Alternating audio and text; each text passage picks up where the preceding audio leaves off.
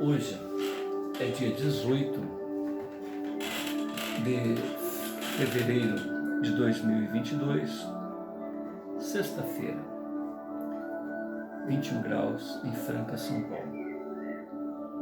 Nós estamos, na data de hoje, realizando o culto cristão no lar e optamos nesta fase pela leitura da obra A Morte e o Seu Mistério.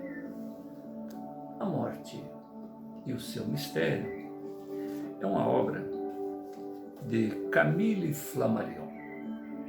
Camille Flammarion, ele é um astrônomo que depois se interessou por estudos a respeito do psiquismo humano. Escreveu vários livros, dentre eles uma tríade denominada A Morte e Seu Mistério. No volume 1, ele trata da aparição de fantasmas, termo utilizado por ele mesmo, de vivos e muito vivos, pessoas que estão em sua atividade rotineira, gozando de plena saúde, e que em determinados momentos, determinadas circunstâncias, por um motivo que nos cabe ainda investigar, essa pessoa se desdobra em um duplo. Então você tem o corpo físico e um duplo etéreo, que poder-se chamar de corpo espiritual, perispírito, materializado, enfim. A partir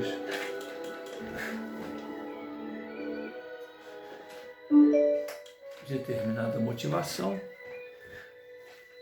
esse indivíduo se desdobra e faz-se apresentar a alguém, geralmente parente, um ser querido. E isso nós estamos nos referindo a uma época em que tudo era difícil, no sentido de uma pessoa saía de casa e não se tinha certeza se iria retornar. Comunicação muito difícil através de carta, telégrafo muito difícil, muito caro. E as viagens das pessoas geralmente eram viagens para muito longe. Então, normalmente uma mãe teria dificuldades em rever seu filho. Uma época de muita guerra, as pessoas partiam para o campo de batalha e não se sabia se iria voltar. Enfim, havia muita motivação para que o ser espiritual, de que todos nós somos, se desdobrasse, se tornasse um duplo, além do corpo físico, um corpo semimaterial ou até quase materializado, se apresentasse em algum lugar. Desde uma aparição sutil até uma aparição mais significativa, onde as pessoas iriam interagir com esse duplo, ouviriam respostas verbais, ouviriam respostas de mente a mente, ocorreria fenômenos físicos, movimentação de objetos, enfim. O duplo de um ser vivo e bem vivo, um indivíduo que está gozando de plena saúde, pode ser apresentado em outro ambiente muito distante de onde está o corpo físico. A primeira obra de Camille Flammarion trata desse assunto, e a obra de Alexandra Kissakov, Animismo, tracinho Espiritismo, também trata. No segundo volume, que é este especificamente, A Morte e Seu Mistério durante a Morte. Ou seja, nós estamos tratando de pessoas agonizantes, pessoas doentes, pessoas que certamente de si para si próprio têm uma certeza de que estão para perderem o corpo físico. E essas pessoas também apresentam um duplo. Então, uma pessoa, uma semana antes da morte do corpo físico, 2 dias, algumas horas, no instante da morte, se apresenta. Então, ela está com o corpo físico e o seu duplo se manifesta em algum lugar. Isso é documentado pelas sociedades de estudos psíquicos na Europa, na Rússia, e me parece também que nos Estados Unidos. E com isto, os chamados Anais das Sociedades Psíquicas, ou seja, há um livro mestre, há um compêndio específico, uma literatura produzida por aquele instituto de estudiosos da psique humana, pessoas que estão desde o materialismo dogmático até os espiritualistas, que tentam mostrar a sobrevivência além do corpo. É uma época de muita profusão desse tipo de acontecimento e outros tipos, mesas girantes, né? Tanto é que nessa época também surgem as obras de Hippolyte Léon Denis Rivail, Allan Kardec, que mostram, através do depoimento dos próprios espíritos, que o que está acontecendo realmente está acontecendo, por que acontece, enfim, há toda uma explicação própria do espiritismo para esses fenômenos. Mas no caso de Camille Flammarion, ele ficava, como diz, em cima do muro. Ele, como um astrônomo que, no silêncio do seu observatório astronômico, observa no céu um cometa que aparece, uma anomalia cósmica, e tendo já os conhecimentos próprios do seu objeto de estudo, ele faz determinados cálculos, determinadas previsões, enfim, coloca ao alcance dos outros astrônomos aquilo que ele somente viu olhando no seu telescópio. Geralmente, quando alguém vê uma anomalia ou uma ocorrência nos céus, passa-se um telégrafo, procura-se, porque aquilo está acontecendo naquele momento. Pode ser que dure dias, horas, instantes, ou dure mais tempo. Então é comunicado para os outros observatórios para que as pessoas também mirem as suas lentes para o mesmo evento. É uma das formas, mas normalmente, vamos falar, por exemplo, uma ocorrência envolvendo o cometa Raleigh. Raleigh é justamente o nome do cara que notou a aparição deste cometa, mas curiosamente ele não pôde divulgar. Houve uma interferência governamental, um marechal da Marinha, movido, sabe-se lá por que forças, geralmente religiosas, teve autorização, recebeu uma ordem da administração, na qual ele era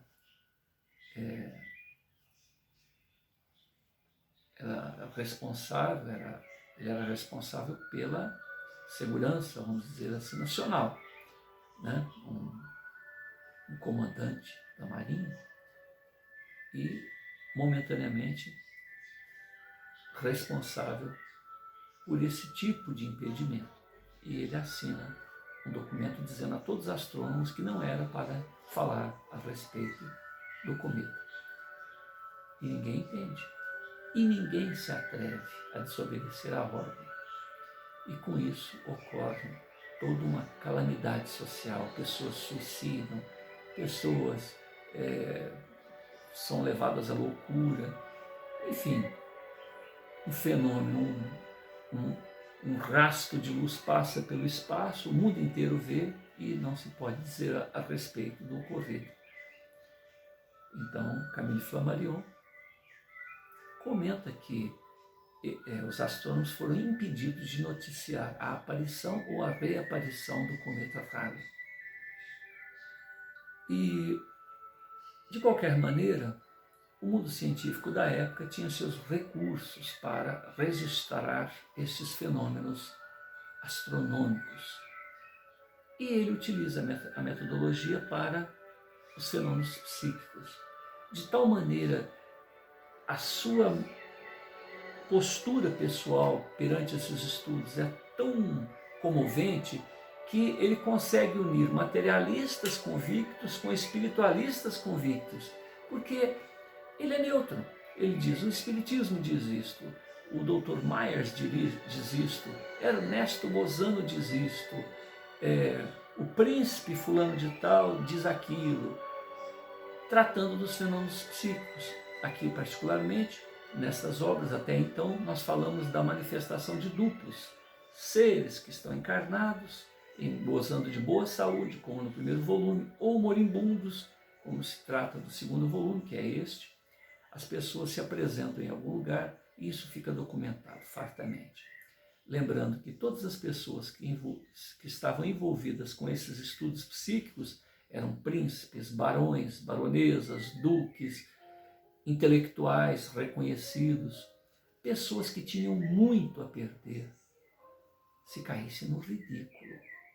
E, no entanto, superando toda essa diversidade, conscientes do que foram testemunhas e da seriedade do alvo de suas pesquisas, porque no mundo inteiro espíritos se materializavam, né, seres desencarnados, como é o alvo do terceiro livro de Camille Flammarion, a aparição de fantasmas de vivos cujo corpo físico já está no túmulo, ao sopé de uma árvore, no fundo de um lago, né?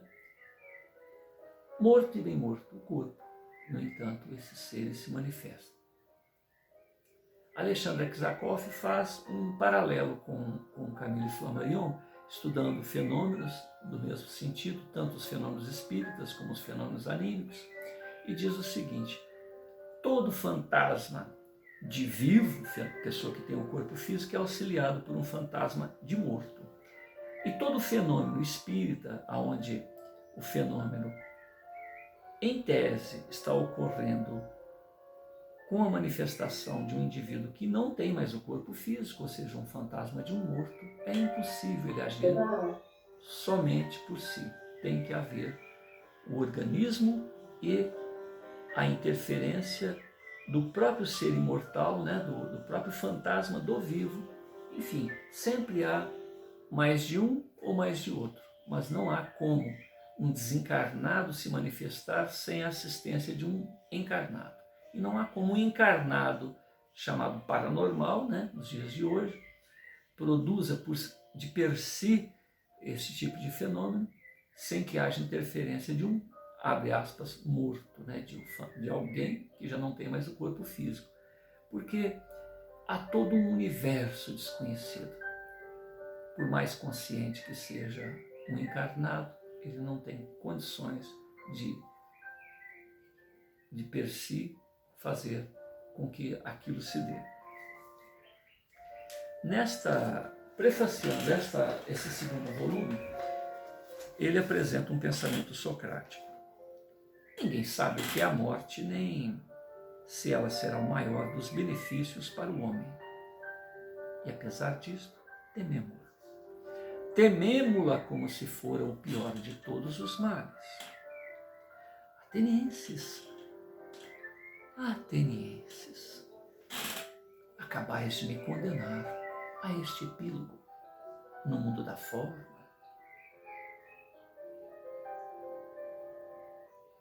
Acabais de me condenar à morte. E é a voz divinal que sempre se fez ouvir no hino de minha alma, nunca me abandonou. E, no entanto, neste epílogo de minha passagem pelo chão da terra, ela se silenciou, ela se calou. Então não me defendi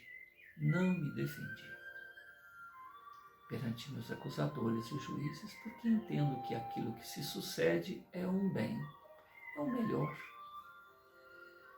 Entretanto, a iniquidade, a infâmia a que me submeteram ficará certamente jungida, amarrada à história, à memória de meus acusadores e juízes. Submeto-me à sanção que me foi imposta e eles, certamente, também estarão submetidos à própria condenação. É deste modo que as coisas deveriam se passar, no meu entender. Tudo acontece para o melhor. quando a morte se aproxima do homem, o que é mortal desagrega-se, decompõe-se e se entrega ao útero da natureza. E, no entanto, aquilo que é imortal, o que é permanente, incorruptível, retira-se intacto.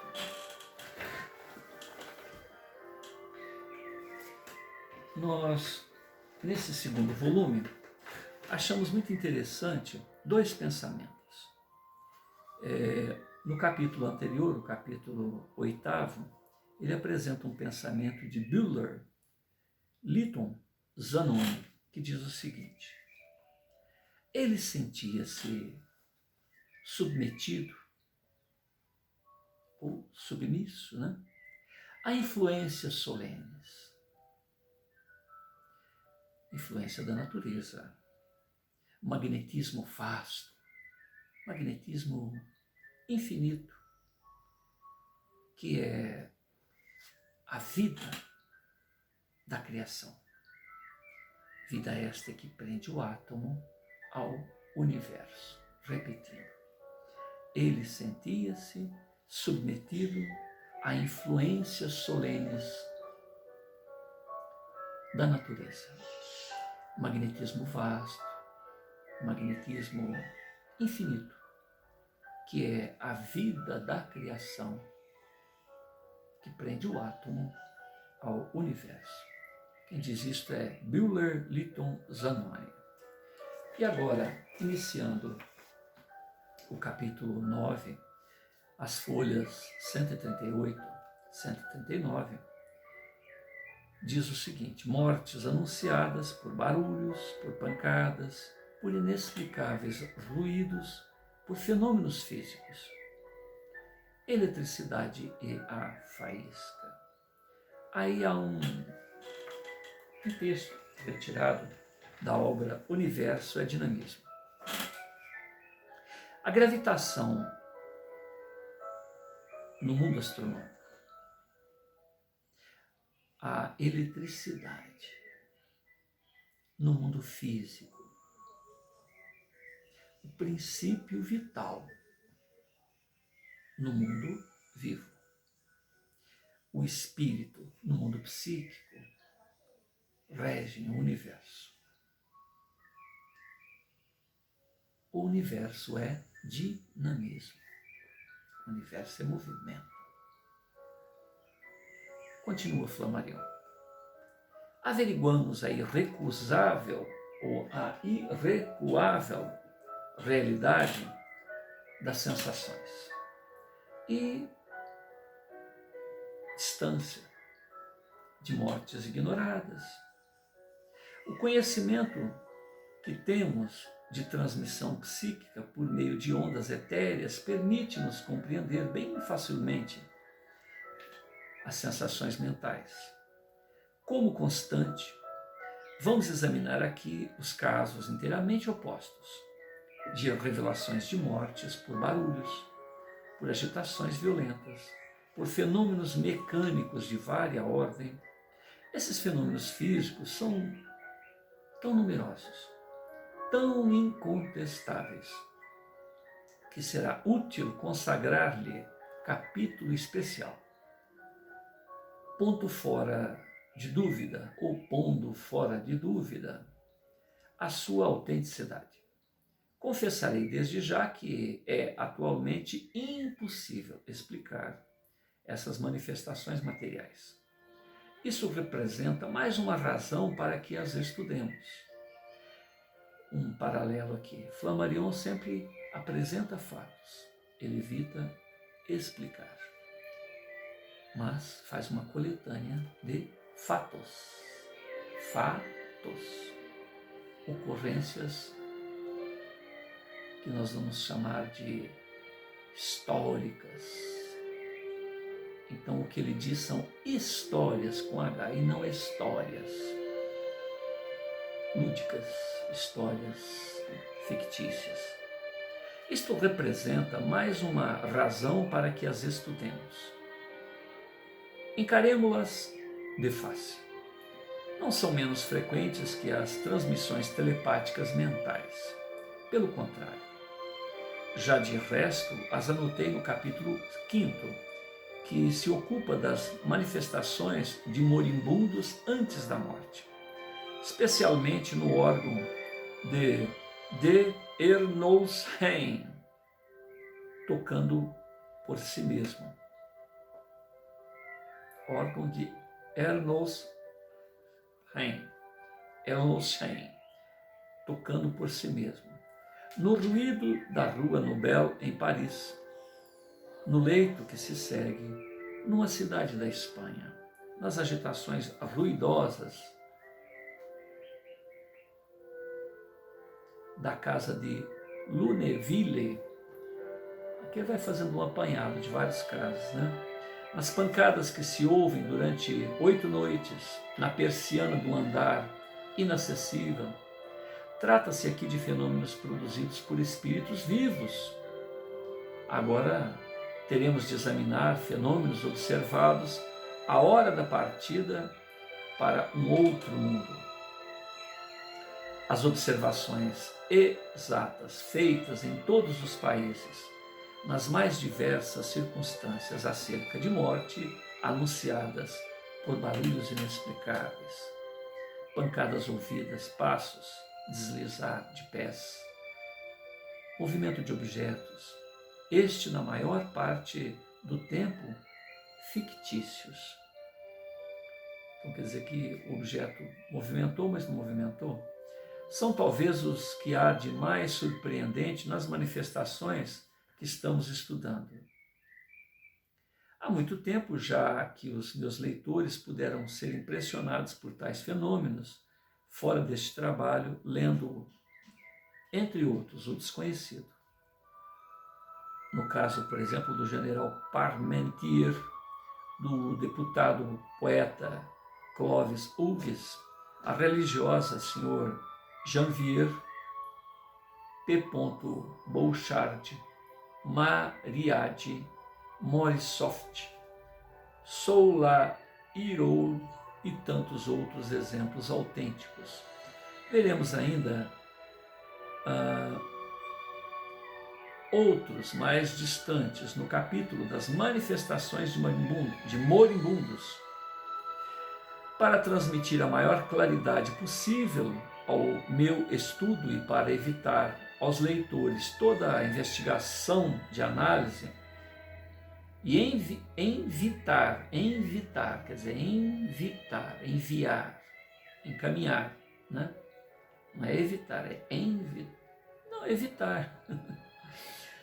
Fazendo eu mesmo essa análise e essas distinções, queria eu destacar para este capítulo as observações especiais, bem características de anúncios de falecimentos por barulhos produzidos sem causa aparente. Não é raro que as mortes sejam anunciadas por fortes pancadas, ouvindo-as, não importa onde. É estranho, mas é assim mesmo.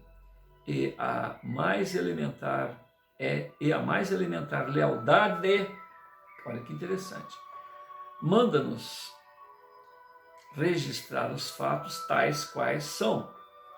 Procuremos, pois, explicá-los se o pudermos fazer e interpretá-los nas nossas investigações do conhecimento do ser humano. Em geral, não se tem ousado olhar esses fatos porque eles são inoportunos. Isto é, uma covardia indigna do dever da ciência livre. Selecionei entre os que me foram graciosamente comunicados e nos que colhi em minhas buscas. Alguns foram enviados por seus admiradores, né?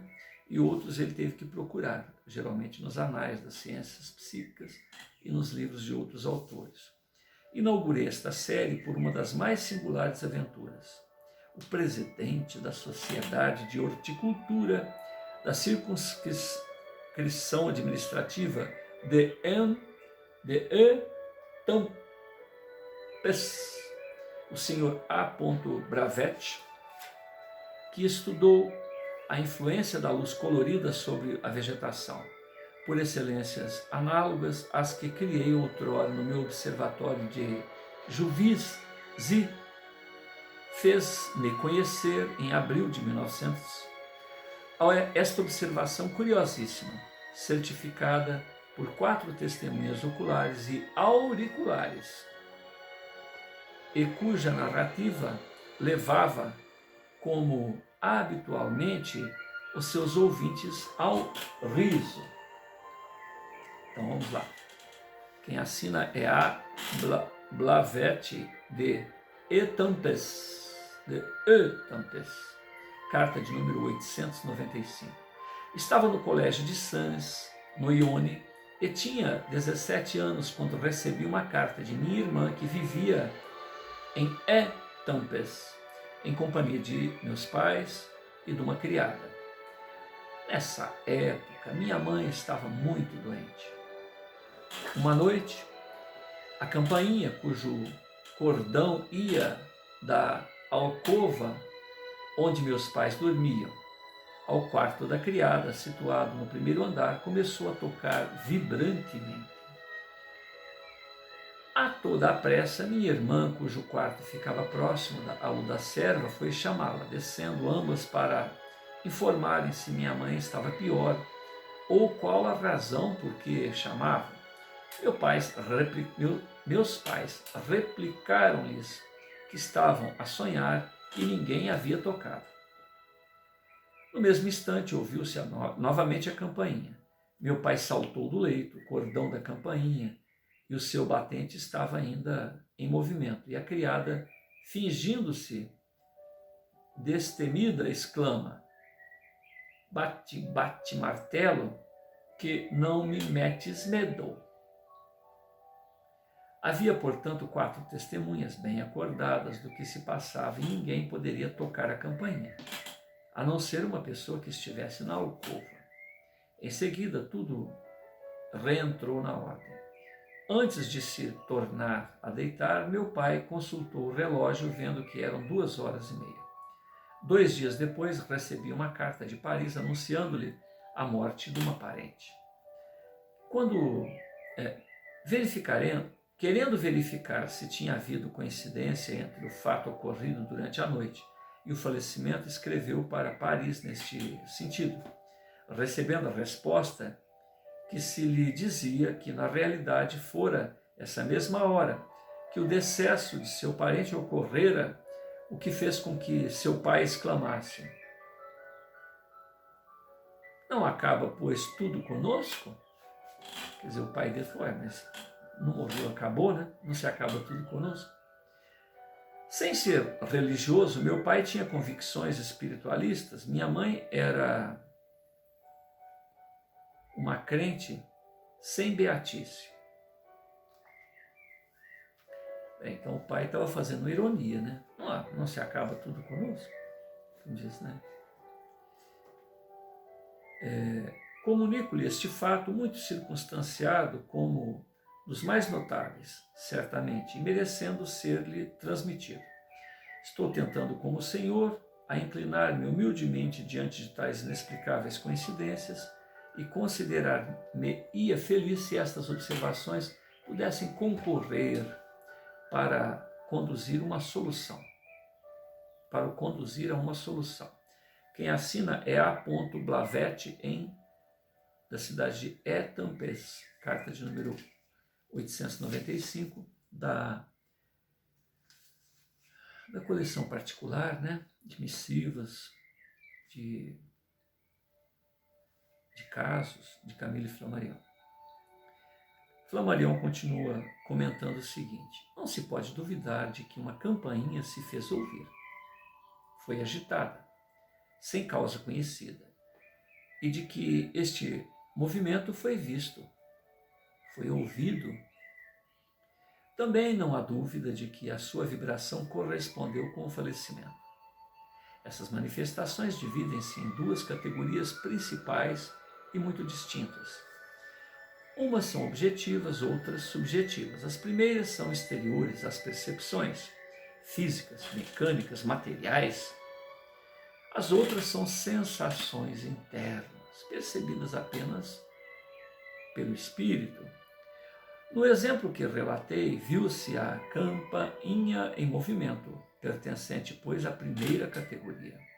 A conclusão é que uma força psíquica pode agir à distância sobre a matéria. Isto já o sabemos por experiência de longa data e muito variada. Isso está em As Forças Naturais Desconhecidas. Esse assunto é estudado nesta obra, provavelmente do próprio Flammarion. As Forças Naturais Desconhecidas. É uma confirmação do que conhecemos.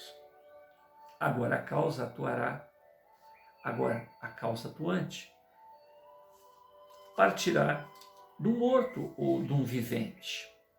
Nada prova que o referido parente falecesse quando se ouviu a campainha. Podia estar ainda vivo. Eis o que esses estudos comparados têm por fim, por objetivo, ensinar-nos. Possui certo número de observações análogas e, entre outras, uma realizada em New York, que me foi transmitida em fevereiro de 1899, a carta de número 197, de um toque de campainha inexplicado, coincidindo com a morte de uma vizinha que morava em frente e que manifestara sempre o desejo de ser sepultada pela pessoa a quem o chamamento foi dirigido. Toque no primeiro instante da morte.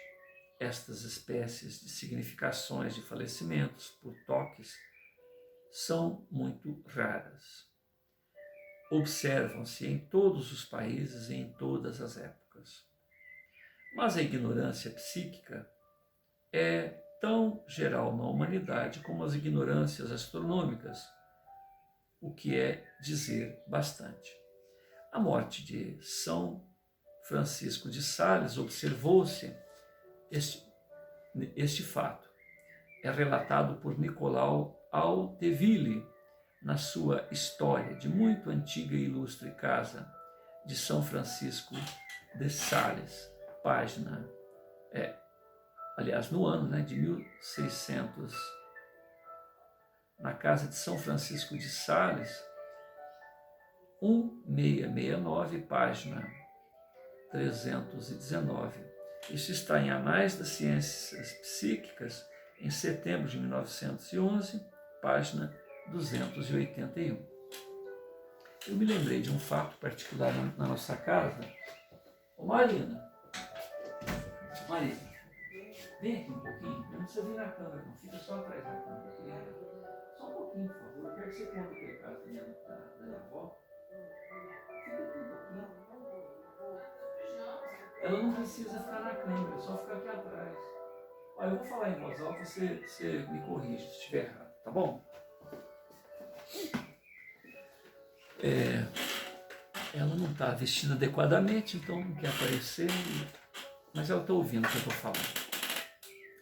Ela comenta que quando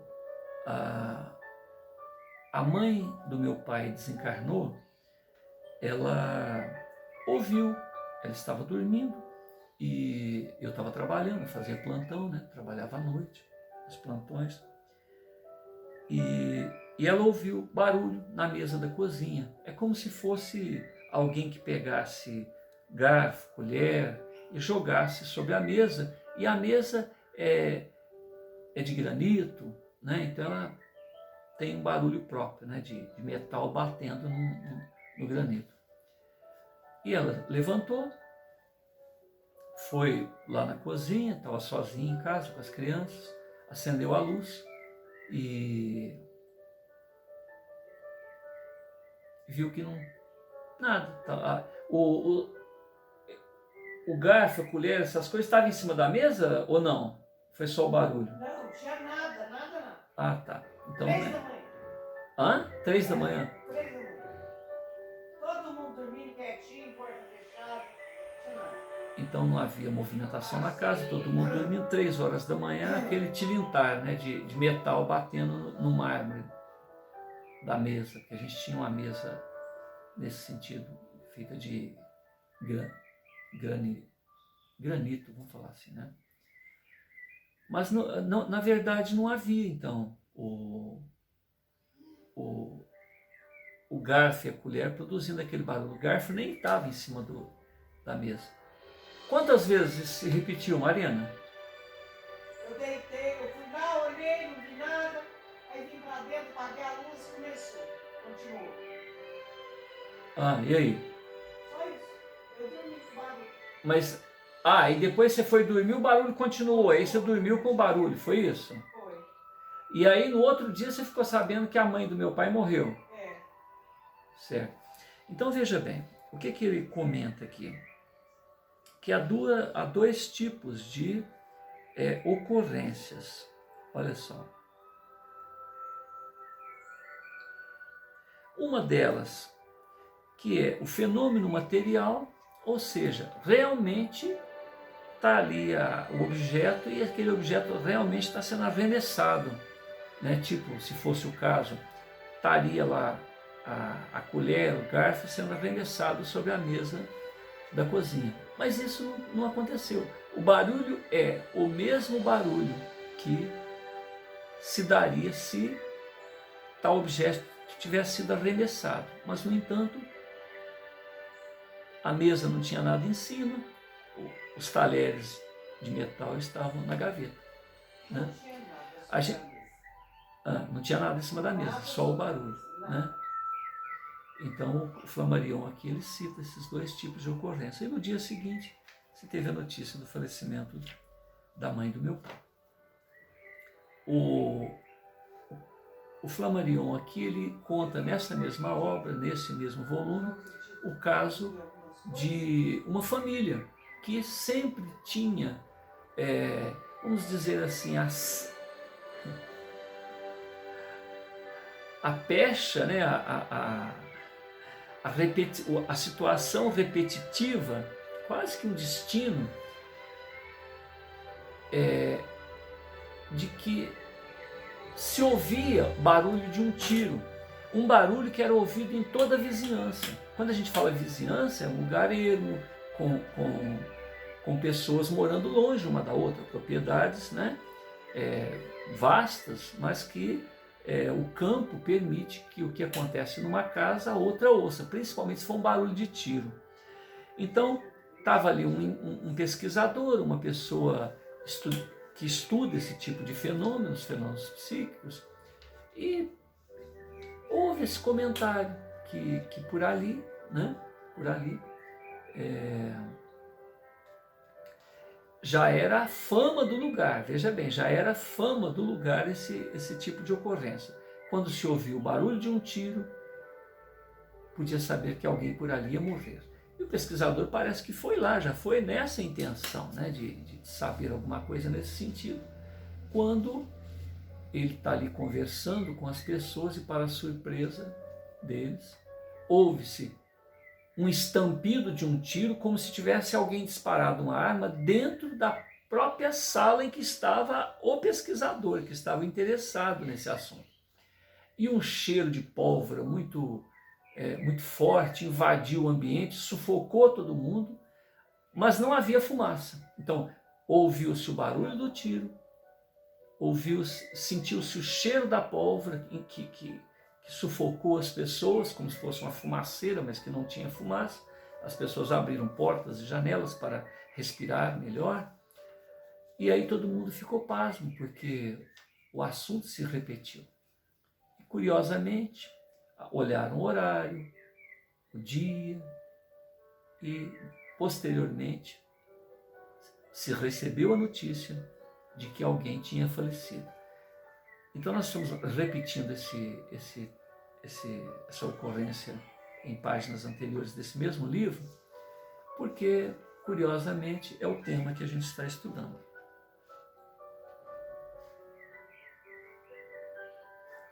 Bom, eu estou à página 240, 241, e eu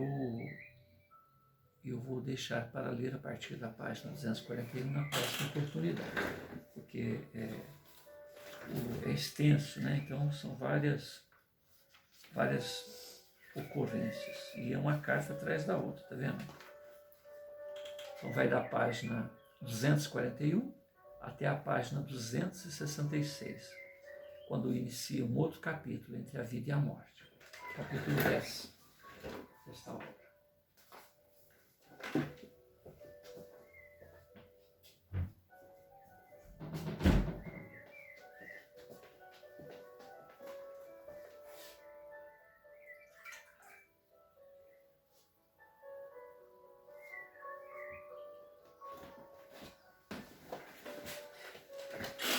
Nós rogamos, nós agradecemos pela oportunidade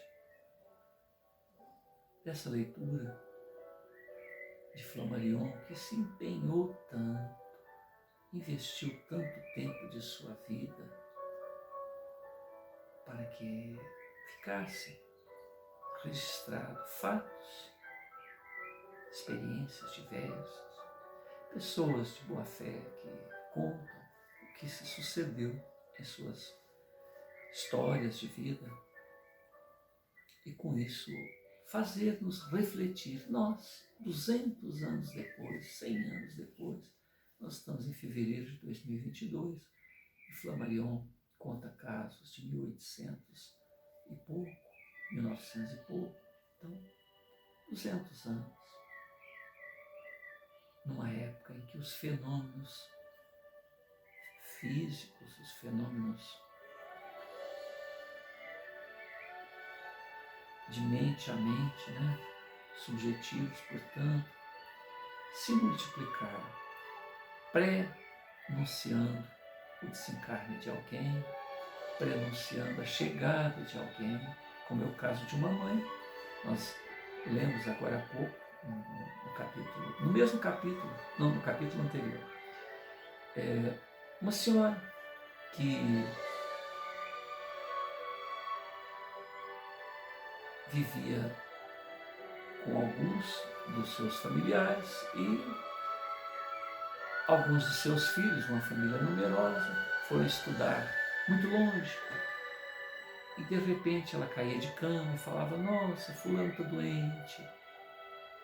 Descrevia a situação.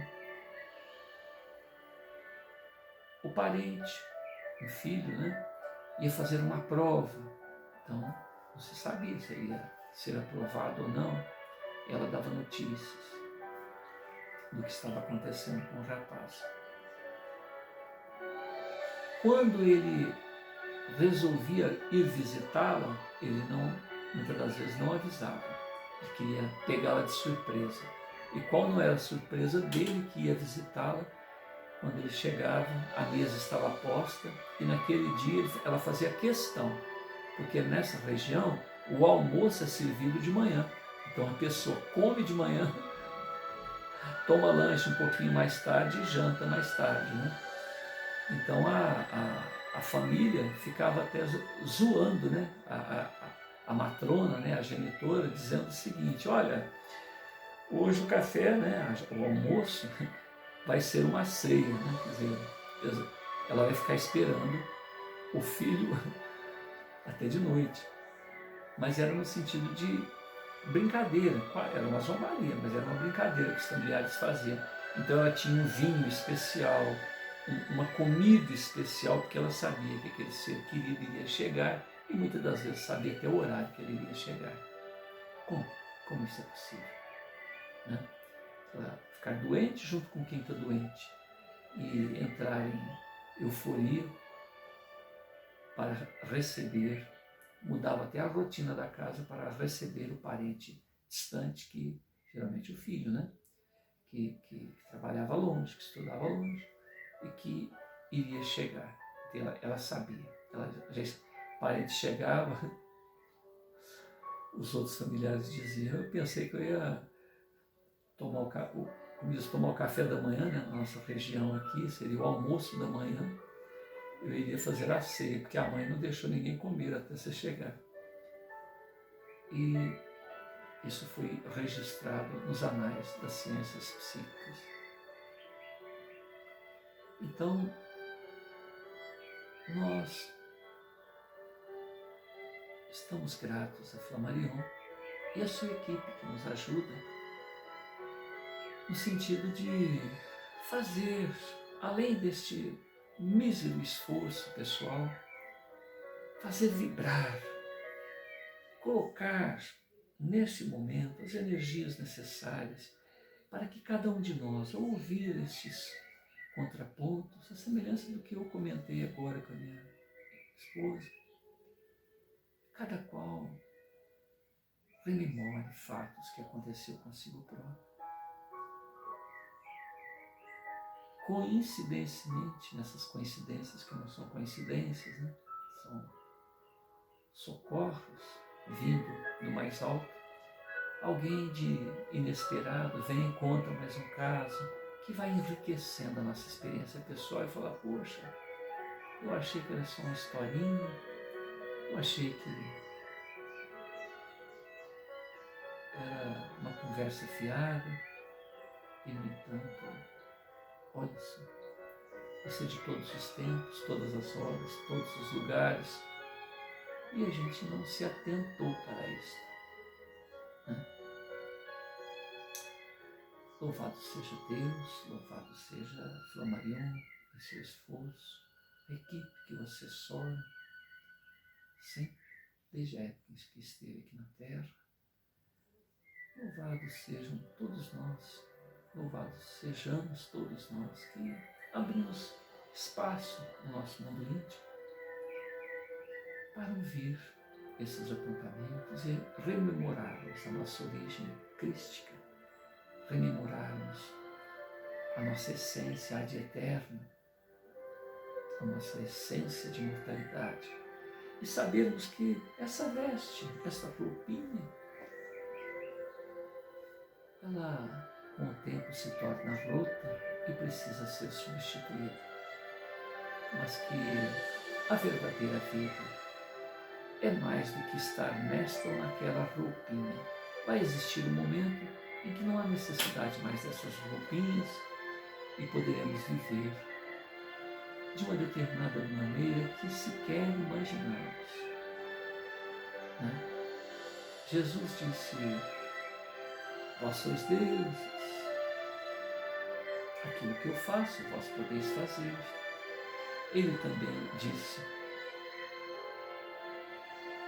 haja luz, e a luz foi feita. Haja animais viventes sobre a terra, e assim aconteceu. Haja separação das águas superiores, das inferiores. E o Verbo se fez carne, habitou entre os homens, e não o reconhecemos, não aceitamos. Se tornou humilde, carente, simples, frágil, necessitando do socorro de seu genitor para que tirasse da ação, das trevas, dos seres do abismo que queriam fazer com que a luz não chegasse até nós outros. Após a sua missão magistralmente cumprida, conforme as palavras dos profetas que o antecederam, ele ressurge do túmulo. A própria morte dele é uma coisa de pasmar. O chão treme, o céu escurece, os túmulos arrebentam-se e se vê os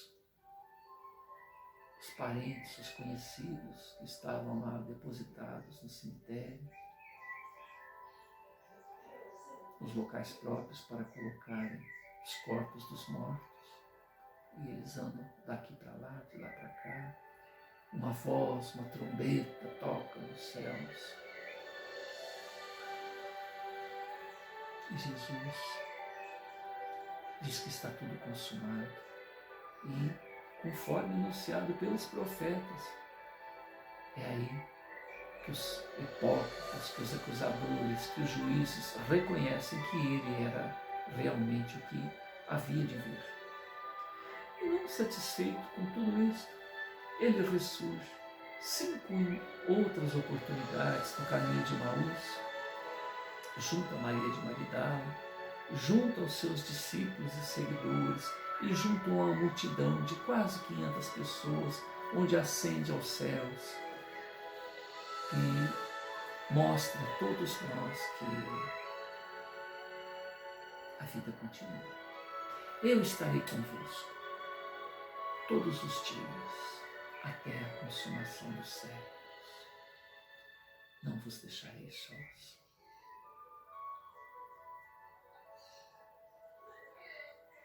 Enviarei o Consolador, aquele que vos fará lembrar daquilo que eu disse e vos trará verdades novas.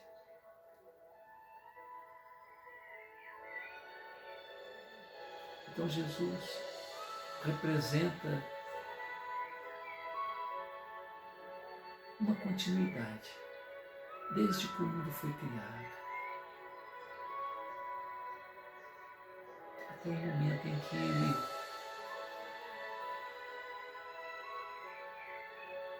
diminui a sua luz, matricula-se na fragilidade da carne, apresenta-se como mestre, como caminho, verdade e vida.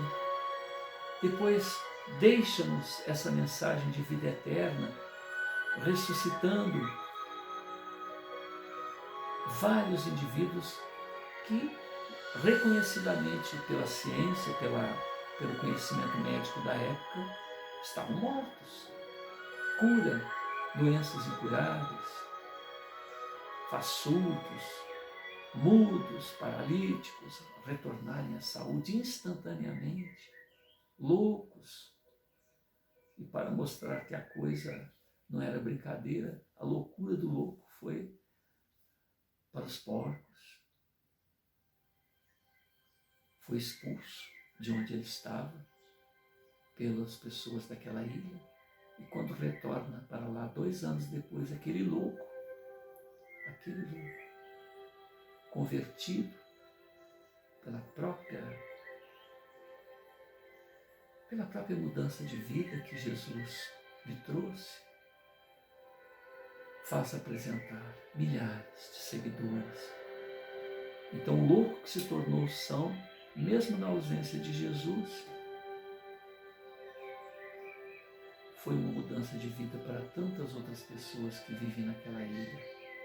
E nesse nosso esforço, igualmente, nesse pálido esforço, tais quais louco, reconhecido, gratos pela bênção de saber-se imortal, de saber-se abençoado por esses eflúvios que todos nós podemos sentir nesse instante, diante das vibrações que esses companheiros de Flammarion, esses prepostos de Jesus, fazem vibrar no hino de nossa alma. Podemos ser o brilhar de um vagalume, uma faísca em meio às trevas em que todos nós estamos mergulhados, principalmente agora, 2022, fevereiro, em meio a uma transição planetária, aonde as trevas vociferam, gritam, agitam, tentando arrastar-nos para os abismos. Precisamos desta luz. E ei-la nas palavras de Flammarion, na voz de tantos médiuns, Hélio Couto, canalizando sábios, Pedro Augusto, na plataforma de oração, canalizando tantos sábios, tantos indivíduos que vestem a roupagem humilde de Exu, Cerês, para dizerem que nós não somos o que parecemos ser. Mas nós estamos aqui para chamar a vossa atenção. Afinal de contas, queremos evitar que boa parte de vocês sejam degradados, porque o momento é grave. Na canalização, na mediunidade de Divaldo Pereira Franco, que através da palavra de Joana de Ângeles, da palavra de tantos outros, na voz de Chico Xavier, na voz de tantos e tantos médiuns espalhados pelo Brasil, mostrando que a vida segue adiante. Cartas e mais cartas, a semelhança do que acontecia com o Chico, de mães consolando seus filhos, de filhos consolando suas mães.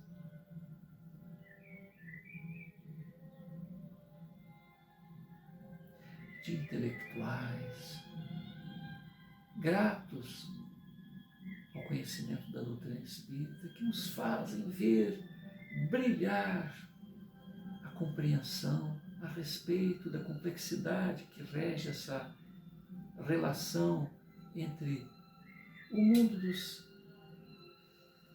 dos vivos aqui na Terra, como a maioria das pessoas imagina, né? É vivo quem está com o corpo físico e morto quem está sem o corpo físico, sendo que é o contrário. O mundo real é o mundo dos desencarnados, e aqui é o sonho, é a ficção, é a matriz, é o teatro, onde esquecemos de nós mesmos. Os nossos potenciais são diminuídos e dirigidos especificamente visando a melhoria em um campo específico, reatar os laços de afetividade, principalmente com aqueles com os quais convivemos, com os quais trabalhamos, com os quais nos relacionamos ocasionalmente. Mas, de qualquer maneira, somos herdeiros de uma filiação do Pai Eterno, todos nós. Jesus é o nosso irmão mais velho, que, apiedado de nossa pobreza espiritual, ele vela por 30 bilhões de almas, dentre as quais 8,5 bilhões estão encarnadas no momento. Não satisfeito com isto, ele vela por 4 outros orbes. Ao que consta Alcione, ao que consta Capela e outros mundos, 2 deles primitivos, mundos que, à semelhança do que aconteceu com a Terra, estão ali em fases até mesmo de ainda nem receber a humanidade, devido às feras, às bestas que os ocupam.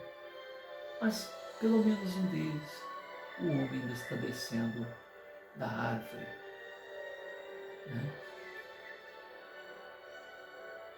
Então, nessa visão cósmica da vida, aonde nós podemos ir um pouco mais adiante, segundo consta, Jesus tem 13 bilhões de anos, a Terra 4,5. Então Jesus já era antes que o mundo fosse, ele já era Cristo, ele já era uma alma de escola com potenciais que sequer imaginamos, cooperando na organização da vida.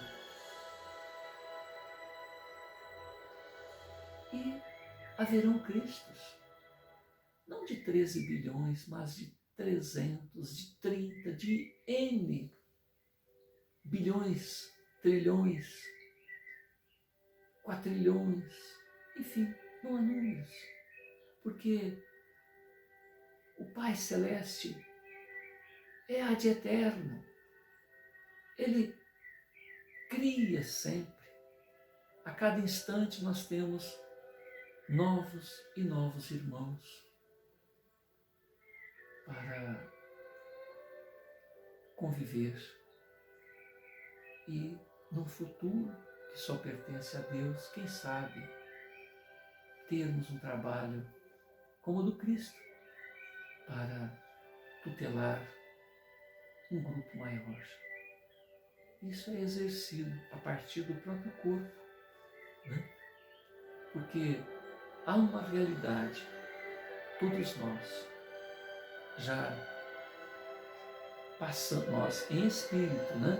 Já passamos pelo reino mineral, vegetal, animal. E o quanto já caminhamos? E se há espíritos que passam por esses reinos em nosso próprio corpo, a semelhança de uma mônada, de um germe espiritual, quantos desses seres estão agregados ao nosso corpo, em cada célula, em cada centro de força, em cada unidade molecular, em cada átomo? Então imaginemos, nós próprios, em nosso próprio corpo, somos um universo. Olha que interessante. Já evoluímos o suficiente para coordenar. Cada molécula que se agrega a uma mônada espiritual. Um ser imortal em ascensão. Em cada molécula, em cada célula, em cada tecido, em cada órgão. E nós administramos, muitas das vezes inconscientemente, todo esse patrimônio, todo esse elenco de seres em evolução dentro de nós. Já passamos por isso e temos hoje um potencial de administrar. Este fato é apresentado pelo próprio Camille Flammarion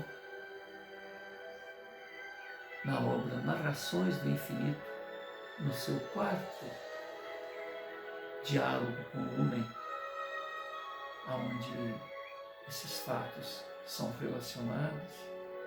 E Camille Flammarion, esse pesquisador que nós estamos nos referindo, comenta com seu companheiro: quem é Lumen? Lumen é um outro astrônomo que desencarnou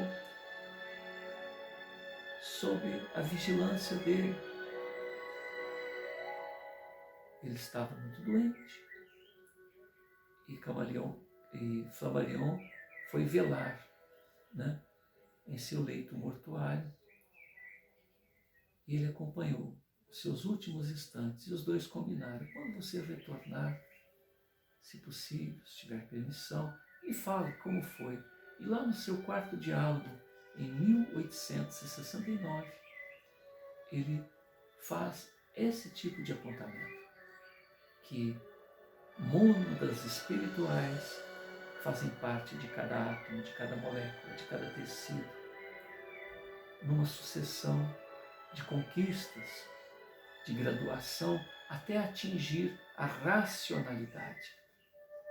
E os seres racionais que somos nós, temos em cada parte de nosso corpo esses seres que dependem do nosso equilíbrio. Uma célula comunica com a outra. Olha que interessante. Isso já é uma realidade hoje científica. As células se intercomunicam. Somos um aglomerado de vidas coordenadas por nós, por cada um de nós, em humanidade. Quantas e quantas vidas estão sob a nossa tutela? Olha que coisa! E o convite de Jesus: sois deuses, aquilo que eu faço. Ele fez o nosso planeta, ele curou, ele fez acontecer a nível espiritual e a nível material. Aliás, o que é a matéria? Um aglomerado de átomos. O que são os átomos? Um aglomerado de energias. E essas energias, de acordo com seu padrão vibratório, se multiplica, se desdobra em multiverso. Então nós não temos só um universo, nós temos multiversos. E em cada um deles, todo esse infinito de acontecimentos. Segundo consta, um raio de luz para sair de um ponto até chegar no outro deste universo demoraria 13 bilhões de anos. Quem fez essa conta, né? Mas, pelo menos no universo conhecido, dessa terceira dimensão, 13 bilhões de anos seriam necessários para que a luz viajasse de um ponto ao outro. E este é um universo. Nesse desdobramento de ondas, há multiversos. A gente não conhece nem esse universo de terceira dimensão. E cada um desses sistemas, a gente está se referindo a Jesus coordenar a Terra com 13 bilhões de almas, destas 8,5, 9 bilhões encarnadas, e mais 5 outros orbes mais avançados e mais atrasados. E o Cristo que cuida do sistema solar, e o Cristo que cuida da galáxia, e o Cristo que cuida do universo, muito mais velho que o nosso Cristo. Olha que desdobramento, que visão cósmica a que todos nós estamos convidados. Olha que coisa! E o Pai Celestial,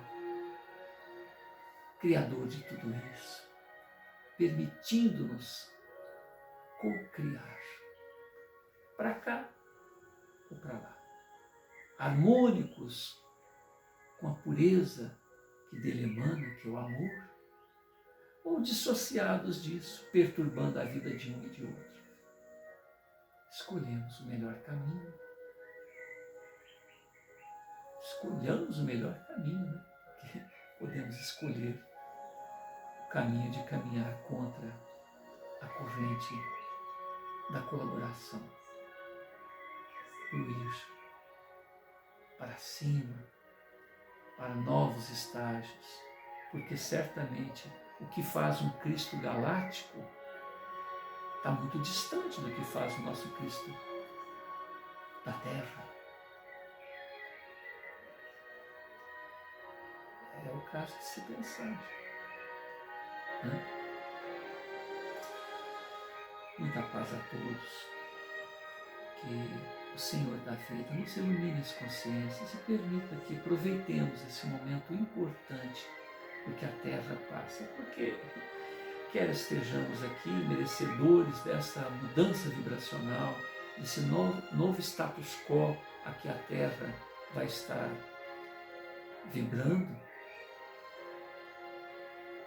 ou mergulhados em mundos primitivos, nós rogamos ao Pai que esteja sempre aberto às nossas necessidades.